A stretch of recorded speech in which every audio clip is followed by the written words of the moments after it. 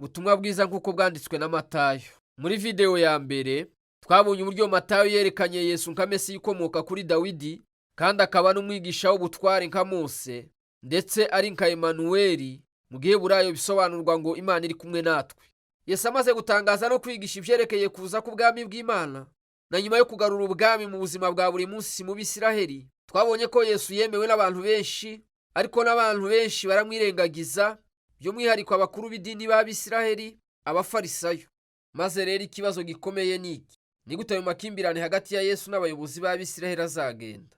Igice kinini gikurikira, ibice kuva ku 14 kugera ku 20, bisuzuma ibyo abantu bari biteze bitandukanye birebana na Mesiya.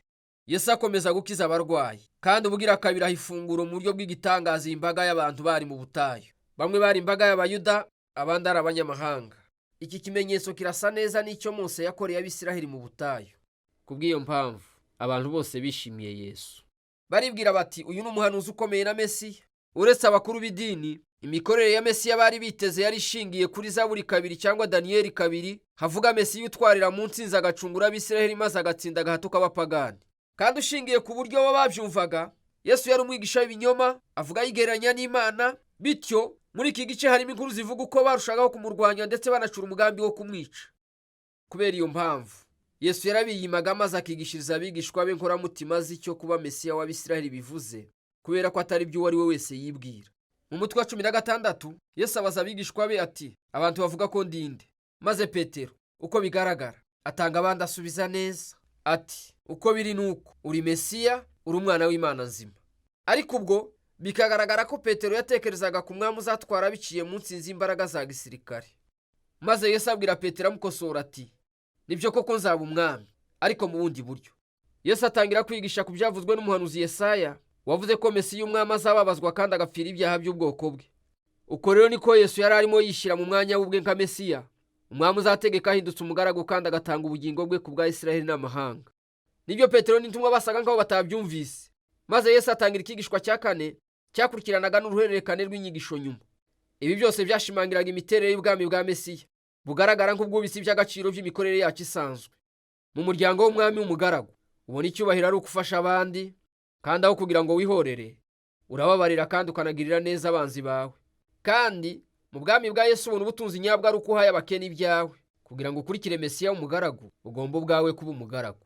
Mu gice gikurikira turabona ubwami bubiri bugongana, ubwami bwa Yesu n'ubw'abayobozi ba Isiraheli.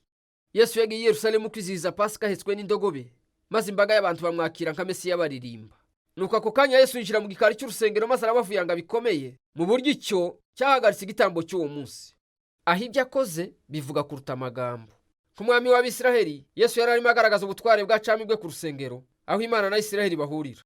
Kandi uko Yesu yabibonaga, urusengero rwari rwarahumanyijwe n'uburyarya bw'abayobozi ba Isiraheli. Aha rero akaba ari gukosora ububasha bwabo.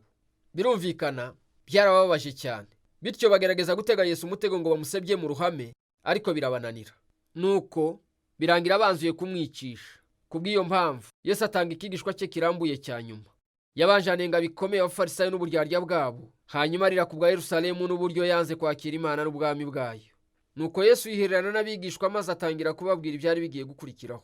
Agiye kubambwa n'abo bayobozi, ariko kubwo gukora ibyo bazaba bishyizeho urubanza ubwabo, kubera ko aho kwemera inzira ya Yesu y'ubwami bw'amahoro, bagiye guca inzira yo kwigumurira Uburoma, bityo Yerusalemu n'urusengero rwo muri yo bigiye kurimburwa. Ariko Yesu aravuga ati, ibyo ntabwo ari byo mperuka. Azashirwa hejuru kubwo kuzuka nyuma yo gupfa kwe, kandi umunsi umwe azagaruka ashinga ubwami bwe hejuru y'amahanga yose. Nuko rero hagati aho abigishwa be bagomba kuba maso no gukomeza bamamazanya ubwitange Yesu n'ubwami bwe, kandi bavuga hose inkuru nziza. Ibyo byose bigihinda mu matwi y'abigishwa, inkuru yaje kugeraho ishushe cyane. Iryo joro Yesu yajyanye abigishwa be mu mwiherero maze yizihizanya nabo ifunguro rya Pasika. Pasika yibutsa inkuru yo gucungurwa kwa Isiraheli bava mu bubata nyuma yo kubikirwa k'umwana w'intama wa Pasika. Nuko bakirya, Yesu atanga ikigereranyo gishya ku mutsima na vino, abereka ko urupfu rwe rwegereje ruzaba igitambo kizavana abantu be mu bubata bw'icyaha n'ikibi. Nyuma y'ifunguro Yesu arafatwa, acirwa urubanza imbere y'urukiko rukuru, inama y'abayobozi b'Abayuda, maze bahakana ibyo yabahamirije ko ari we Mesiya. Bamushinja gutuka Imana yigereranya nayo. Hanyuma Yesu ajyanwa imbere ya guverineri w'Abaroma, Pilato, maze we yibwira ko Yesu ari umwere. Ariko ashirwaho igitutu n'abayobozi b'abayahudi, maze acira Yesu urwo kwicwa bambwe. Nuko Yesu ashorerwa n'abasirikare b'Abaroma maze baramubamba. Ubu rero uraza kubona ko aha muri iki gice, kuko Matayo yabikoze mu bice bibanza, yongere umubare w'imirongo yifashishije ayikuye mu isezerano rya kera. Arimo kugerageza kwerekana ko urupfu rwa Yesu rutari icyago cyangwa gutsindwa, ahubwo ko rwari ugusohora gutunguranye kw'amasezerano y'ubuhanuzi. Yesu yaje nk'umugaragu, Mesiya wavuzwe na Yesaya.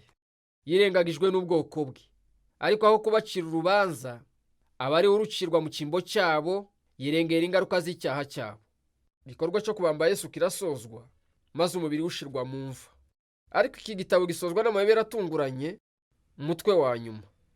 Mu gitondo cyo ku cyumweru, abigishwa basanze imva ya Yesu irangaye, maze mu buryo butunguranye abantu batangira kubona Yesu muzima yavuye mu bapfuye. Nuko igitabo kigasoreza kuri Yesu wazutse atanga ikigishwa cya nyuma cyitwa inshingano nkuru. Yesu akavuga ko noneho ari we mwami nyakuri w'isi, maze akohereza abigishwa be mu mahanga yose kwamamaza inkuru nziza ko Yesu ari umwami, kandi ko umuntu wese yemerewe kwinjira mu bwami bwe kubwo kubatizwa ndetse no kumvira inyigisho ze. Ari na ku izina rye rya Emanuweli, Imana iri kumwe natwe, rikomeza kwisubiramo uhereye ku mutwe wa mbere. Amagambo ya Yesu yabwiye abigishwa bwa nyuma, nizabana namwe. Iri ni isezerano ry'uko Yesu ari kumwe natwe kugeza umunsi azagarukira. Nuko ubwo ni ubutumwa bwiza nk'uko bwanditswe na Matayo.